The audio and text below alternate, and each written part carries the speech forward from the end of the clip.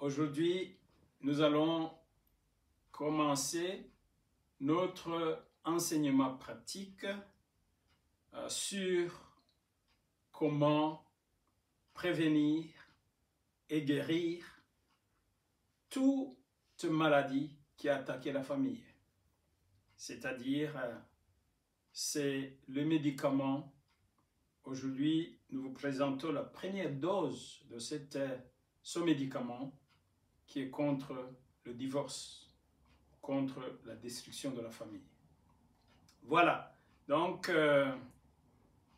si vous regardez dans les vidéos précédentes, j'avais défini le mot famille en commençant par F, en terminant par E qui est l'espérance et le F qui est la fondation.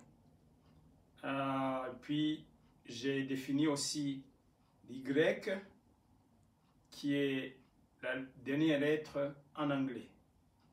C'était Yield and Yearning. Donc si vous regardez dans les vidéos précédentes, tout est clair. Aujourd'hui, je vais démontrer, selon l'inspiration du Saint-Esprit, qu'est-ce qui détruit les familles, qu'est-ce qui détruit les couples. Ici, ça sera très bénéfique pour ceux-là qui ne sont pas encore engagés. Ça sera la prévention. Et ceux-là qui sont engagés, ça va embellir leur famille si réellement ils mettent en pratique ce que le Saint-Esprit est en train de dire. Et ceux qui sont détruits, qui ont les foyers déjà infectés, Dieu est capable de désinfecter un foyer infecté. Il est capable de guérir. Il est capable d'appeler à l'existence ce qui n'existait pas. Il est aussi capable de ressusciter ce qui est mort. C'est pourquoi nous croyons en Dieu. Il est puissant. Il est capable de tout. Nous avons un Dieu réel, un Dieu capable. Nous servons un Dieu tangible, concret, qui peut tout faire. Ce qu'il demande, c'est seulement de croire. Et le croire et mettre ta foi en action.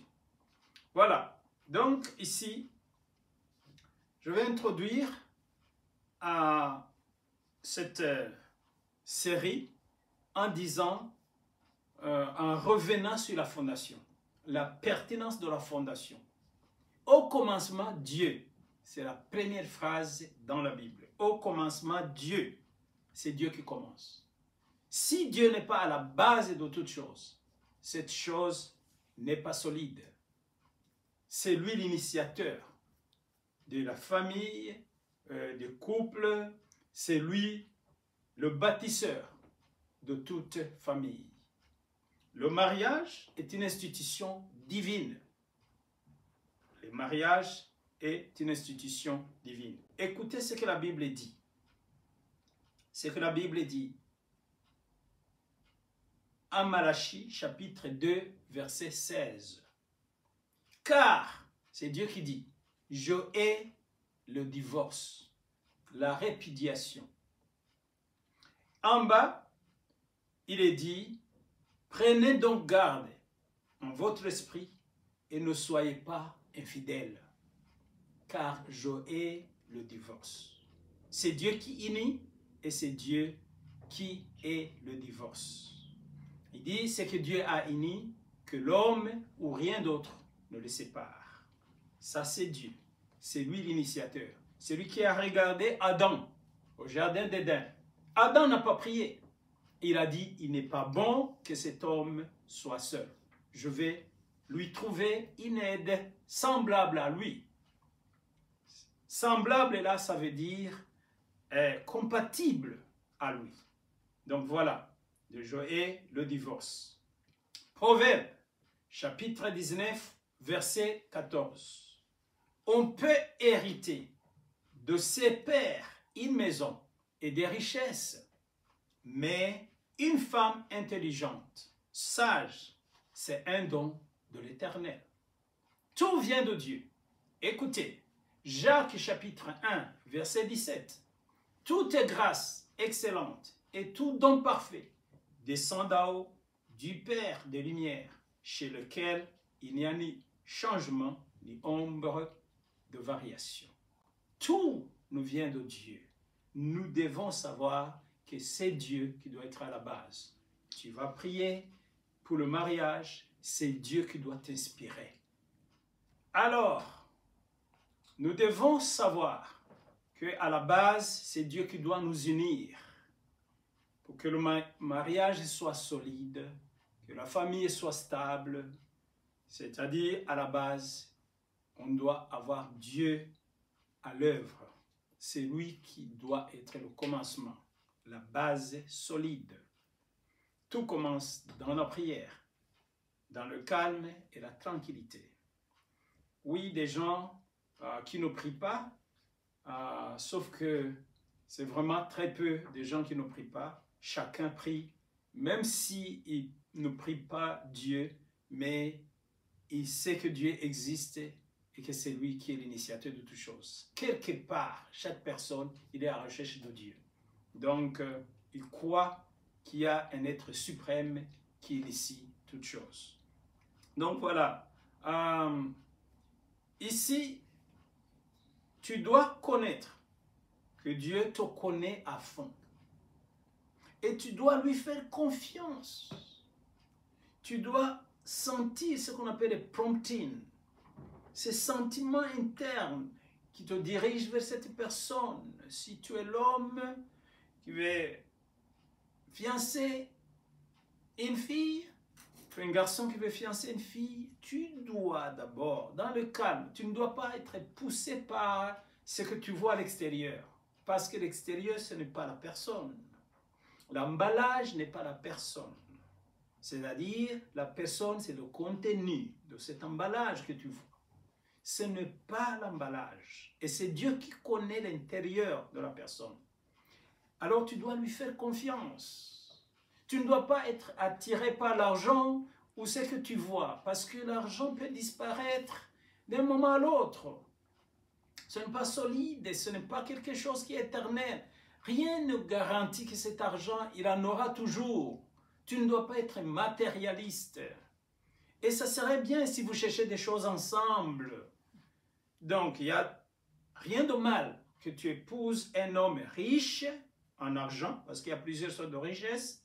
Il peut être riche en sagesse, il peut être riche en bonté, il peut être riche, il y a plusieurs richesses. Mais tu peux choisir même celui qui est riche en argent, il n'y a pas de mal. Mais il faut que ce soit Dieu qui te pousse. Parce qu'il connaît cet homme, il te connaît aussi, il sait que vous serez compatibles. C'est pourquoi j'ai amené ces substances et je vais te le démontrer. Écoutez d'abord, Jérémie chapitre 1, verset 5. Avant que je t'eusse formé dans le ventre de ta mère, je te connaissais. Et avant que tu fusses sorti de son sein, je t'avais consacré, je t'avais établi prophète des nations. Donc toi, Jérémie, tu peux te faire un footballeur, c'est bien. Mais moi, je t'ai prévu à la naissance, avant que tu sois conçu. Je t'avais prédestiné prophète. Donc, même le mariage, ça va tourner autour de cette carrière, de cet appel, de cette vocation. Donc, attends que je te cherche celui qui sera compatible par rapport à cette vocation. Donc, voilà. Psaume 139, verset 1 à 3, il est dit, « Éternel, tu me sondes et tu me connais. Tu sais quand je m'assieds et quand je me lève. Tu pénètres de loin mes pensées. Tu sais quand je marche et quand je me couche. Et tu pénètres toutes mes voies.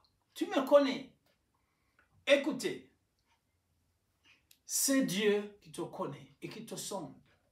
Donc, et il connaît l'autre personne. J'avais dit qu'il y a 4 chambres dans la vie d'une personne. C'est-à-dire, la première chambre, il y a des choses que tu connais et que les gens du dehors connaissent sur toi. Et toi aussi, tu le connais. Comment ton comportement, tu te connais et les gens te connaissent comme ça. On peut te définir comme ça et tu te définis comme ça. Deuxième chambre, il y a des choses que les gens du dehors ne connaissent pas. Et c'est toi seul qui connais, ce sont tes secrets. Troisième chambre, il y a des choses qui sont connues des fois par les autres et toi tu ne sais pas qu'ils te définissent comme ça. Il y a des choses que les gens connaissent sur toi et que toi tu ne connais pas. Et quatrième chambre, il y a des choses que ni les gens du dehors, ni toi-même ne connaissent pas. C'est Dieu seul qui connaît. Et c'est cette chambre où il y a le volant. C'est dans cette quatrième chambre où il y a, c'est-à-dire ta vraie personnalité. Ce que tu ignores, tu ne te connais pas en fait. Mais Dieu connaît même le nombre de tes cheveux sur ta tête. Donc laisse Dieu diriger tes pas en tout. Ok, supposons qu'aujourd'hui, on célèbre le mariage. Il y aura mariage, c'est-à-dire mélange. Je prends l'huile, c'est-à-dire dans cette personne, il n'y a que l'huile. Les gens, ils vont s'initier. On va célébrer le mariage. De l'huile et de l'eau. Donc, une personne, il est comme l'huile et l'autre, il est comme l'eau. Ce qu'il a comme contenu, c'est l'eau. Avec tout ce qui compose cette substance, cette matière, l'eau. H2O. Et les autres là, c'est l'huile. On mélange. Il a quitté sa famille, il est venu dans un nouveau foyer. Il a quitté sa famille, elle a quitté sa famille, il est venu dans un nouveau foyer. Voilà, je les ai mélangés. Tu peux regarder. Mais ces choses que j'ai mélangées, c'est l'eau et l'huile. Regardez, ils n'ont pas la même densité. Voici l'huile qui monte à la surface de l'eau. Tout de suite, il y a l'huile qui monte à la surface. Rien que juste la décantation. Un petit vent peut souffler et cette huile divorce tout de suite. Pourquoi? Le mélange homogène de l'eau et de l'huile est impossible. Donc, vous êtes mariés selon votre pensée, mais vous n'êtes pas compatibles, vous n'êtes pas mélangeables, vous n'êtes pas homogénéisables. Donc là, un petit secousse de rien du tout, parce que vous n'êtes pas mariés. Même si les gens du dehors voient que vous êtes mariés, mais vous n'êtes pas mariés. Parce que vous n'êtes pas compatibles. Donc le mélange homogène de deux matières, comme ça, l'huile et l'eau, n'est pas possible. Là, vous êtes en danger. Parce que vous êtes ensemble, mais au ciel, on vous voit séparés dorénavant. Alors, on prend l'eau et l'alcool. Prends l'eau et l'alcool. Cette personne se marie avec l'alcool. C'est l'eau, l'huile, il a que l'eau, et puis l'autre, il a l'alcool. Je vais mélanger. Voyez-vous, regardez bien. Ok, là, ça paraît homogène. C'est comme si vraiment c'est homogène. Et aux yeux même des anges, c'est homogène. C'est mélangé, on ne peut même pas les séparer. Mais attention, l'alcool se dilate, la dilatation. Il s'évapore à 78%, à partir de 70% de degrés Celsius. S'il y a un feu qui vient et ça vous chauffe votre famille, l'alcool qui est dedans, il va s'évaporer à 70 degrés. Il va divorcer. Il ne va pas supporter ces secousses. Il ne va pas supporter ce feu. Pourquoi? Parce que au départ, vous n'avez pas la même densité. Vous n'êtes pas mélangeables. Le mariage, dorénavant, vous n'avez pas consulté Dieu. C'est-à-dire, le divorce, c'est là. Is pending. Il est là. Mais, je vais vous dire, même si, ici, le feu sépare l'alcool et l'eau. Le même feu qui sépare l'eau et l'alcool, il peut mélanger. Si on chauffe, on met l'huile et l'eau à une grande chaleur, à l'exposition d'une grande chaleur, ça peut se mélanger. C'est-à-dire, ce qui peut divorcer un couple peut unir un autre couple. Donc, si le feu peut mélanger ça. Mais quand c'est froid, regarde. Donc, c'est-à-dire, avec la vie, les secousses de la vie, des fois, ça mélange les gens qui n'étaient pas homogénéisables, et puis, ils se mélangent, deviennent mariés alors, avec la vie, avec le temps. Alors, c'est-à-dire, même si vous n'avez pas la même densité, et que Dieu vous dit, voilà, c'est elle ta femme, c'est lui ton mari, vous pouvez aller ensemble parce que Dieu l'a dit. Il sait comment il va vous mélanger. Il sait comment il vous fera homogénéiser. Donc, voilà le bienfait d'écouter Dieu dans le calme, dans la prière et dans la tranquillité. Mais ici, j'ai dit au début que Dieu n'aime pas le divorce. Et c'est lui qui unit les gens quand vous permettez. Mais c'est que Dieu a uni, que personne ne le sépare. Mais attention, toi tu es capable de séparer ce que Dieu a uni. Si c'est à propos de toi-même, tu ne peux pas séparer ce que Dieu a uni chez les autres. Mais chez toi, tu peux te détruire. Nous avons ce qu'on appelle la volonté libre. Free will. Free will. Cette volonté-là, c'est une épée à double tranchant. Il peut couper et nous tuer nous-mêmes. C'est-à-dire, Jésus, il se met à la porte, la Bible dit, il toque, il frappe. Et si Dieu entend sa voix, il ouvre. Et s'il n'ouvre pas, Jésus n'entre pas. Donc, c'est-à-dire, il nous a donné une libre volonté. Le fils prodigue, il s'est perdu contre la volonté de son père. Il est parti parce qu'il lui a donné la libre volonté. C'est-à-dire, Dieu n'est pas quelqu'un qui nous emprisonne. Il nous laisse la liberté, ou de se détruire, ou de se construire. Voyez alors, Matthieu 19, 6, il est dit, « Ainsi ne sont plus deux quand vous êtes mariés. Ils ne sont plus deux, mais ils sont une seule chair. Que l'homme donc ne sépare pas ce que Dieu a joint. » Et voilà. Écoutez, ce qui est dangereux ici, le danger. Prenez bien le danger. Ecclésiaste chapitre 10, verset 8. Celui qui creuse une fosse, ou une fosse, il tombera. Et celui qui renverse une muraille sera mordu par un serpent. C'est-à-dire celui qui détruit sa maison, qui détruit et qui détruit les principes à la base, il sera mordu par un serpent. Écoutez, si un royaume est divisé, si vous le divisez, vous êtes un royaume uni, et l'union fait la force. Si un royaume est divisé contre lui-même, ce royaume ne peut subsister. Il ne faut pas vous diviser. Regardez comment les couples se divisent. Moi, j'ai mes amis que ma femme ne connaît pas. Elle a ses amis. Normalement, ça n'existait pas. Il faut que mes amis soient les amis de la famille, de ma femme aussi. Je ne peux pas avoir mes amis à côté et mes programmes à côté que ma femme ne connaît pas. Je commence d'abord à diviser. C'est moi-même qui amène le marteau et je commence à détruire. Donc là, c'est dangereux. J'ai mes programmes, j'ai mon téléphone avec mon code. Et quand il est là, ma femme ne peut pas l'ouvrir.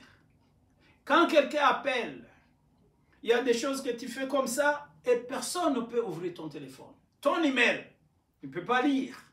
Donc tu as tes choses à toi, tu as les clés de ta voiture, tu fermes les choses, tu vas où tu veux, tu amènes qui tu veux dans ta voiture. Elle aussi, vous avez déjà deux voitures qui ont des directions différentes, des programmes différents. Et là, alors, vous êtes divisés en fait. Vous êtes des roommates, colocataires, pas mariés.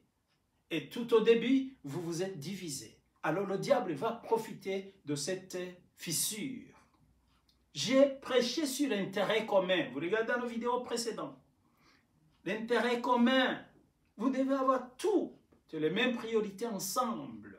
Être ensemble. Celui qui m'appelle, c'est comme elle appelle ma femme. Si c'est une fille, c'est l'ami de la famille. Si c'est une famille, c'est une famille amie de la famille. Il n'y a pas de choses privées. Ce n'est pas des compagnies que chacun a ses trucs. Non, we have to be accountable one to another. Donc voilà l'intérêt commun. Donc là, nous devons faire attention. Je m'adresse à la fin aux familles qui sont déjà infectées. Il y a de l'espoir. Job chapitre 14, verset 7. Il est dit, un arbre a de l'espoir quand on le coupe.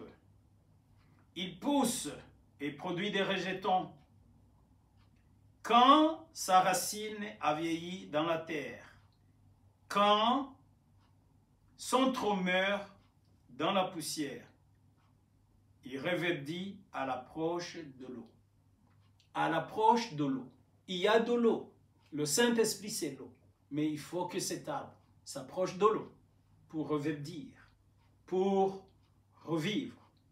Donc, c'est dans la prière, dans le calme et la tranquillité.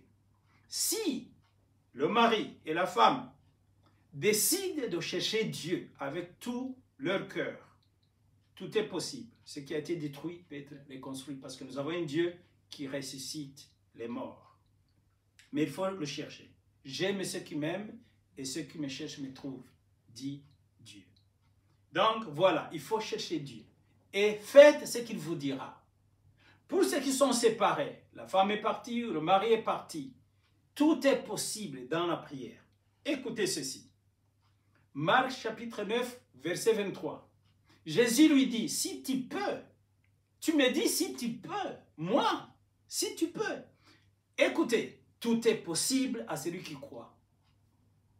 C'est Jésus qui disait à quelqu'un, qui disait, si tu peux, guéris mon fils. Et il a dit, si tu peux, tout est possible à celui qui croit. Écoutez ceci. Psaume 145, 19. Il accomplit les désirs de ceux qui le craignent. Il entend leurs cris et il les sauve. Jean 15, 7, 16. Si vous demeurez en moi et que mes paroles demeurent en vous, demandez ce que vous voudrez et cela vous sera accordé. Tout est possible à celui qui croit. Donc, tu ne peux pas arriver à un niveau où tu ne peux pas être ressuscité. Il est impossible. Même, tu ne peux pas atteindre un niveau où tu ne peux pas mourir. Aussi longtemps que tu es sur la terre, le diable peut t'attaquer. Donc, il faut rester vigilant jusqu'au retour de Jésus. Proverbe 16, 7. Quand l'Éternel approuve les voies d'un homme, il dispose favorablement à son égard même ses ennemis. Même si ta famille ou ton mari, ta femme est devenue un ennemi juré, quand les voies de l'homme, le Seigneur les approuve, dispose même de ses ennemis. Même si ta femme est devenue ennemie, ton mari est devenu ennemi, s'est marié avec autre, ça a été pire, une situation catastrophique. Dieu, il est capable d'appeler à l'existence même ce qui n'existait pas. Mais cela existait déjà. Il ressuscitait ce qui existe et c'est facile par rapport à appeler à l'existence ce qui n'existait pas. Dieu déplace les montagnes sans que la personne qui a ces montagnes en elle le sache. Nous vous remercions tous, vous qui continuez à écouter ces enseignements. Nous avons de l'espoir que ça va vous bâtir et ça va vous bénir et ça va produire des résultats dans vos familles. Nous prions pour vous. Nous voulons que nous voyions des résultats parce que c'est ce que Dieu nous a dit. Et la parole de Dieu ne peut pas venir et retourner à Dieu comme elle était venue, sans faire c'est à quoi Dieu l'a envoyé à faire. Voilà, donc je commence avec des illustrations. Ça, c'est la dose numéro 1, mais nous allons continuer avec dose numéro 2 prochainement, avec des illustrations. Le temps viendra où on aura tout le matériel. Il y aura même le tableau, il y aura beaucoup de choses. Donc, c'est pourquoi je vous dis à la fin de ce vidéo, vous verrez le compte. Comme vous continuez à soutenir, nous serons très équipés et c'est en votre faveur. Donc, c'est à notre faveur aussi et c'est en votre faveur. C'est à la faveur de tout le monde. Donc voilà, soutenez ce ministère dans la prière, soutenez ce ministère en donnant des offrandes. Partout où tu es, regardez à la fin de la vidéo, il y aura un compte. Faites un virement, c'est un virement international. Donc c'est facile. Où tu es, dans n'importe, whatever currency you use, la devise que tu as, c'est accepté et sans problème. Et donc, et Dieu te bénira. Tu vas récolter des bénédictions. Que Dieu continue à vous faire du bien.